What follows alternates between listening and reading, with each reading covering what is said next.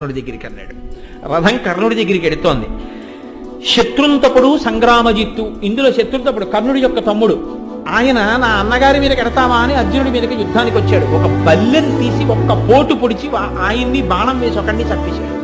చంపేసి కర్ణుడికి ముందు రథాన్ని పెట్టాడు. పెట్టి కర్ణుడితో అంటున్నాడు, సభల పలుకు దీవు సరిలేరు నాకని ఇది రణంబు వచ్చి ఎల్లవారి కరుగవచ్చు దీన తెరచోట రజ్జైనా ఇట్లు ఊరగింపు నగుని ఇచట.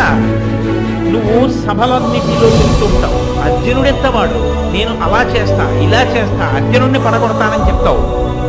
అక్కడ మాట్లాడుతుంటావు, ఇక్కడ మాట్లాడటానికి కుదరదు. చేతలలో చూపించు. నువ్వో నేనో ఎవరు మన ఇద్దరిలో శౌర్యం కలిగిన వాడో తేలిపోయే రోజు వచ్చింది. నీకు ధైర్యం ఉంటే నిలబడి నాతో యుద్ధం చెయ్యి అని. నువ్వు ఇవాళ ఏ ఫలితాన్ని అనుభవించబోతున్నావో తెలుసా?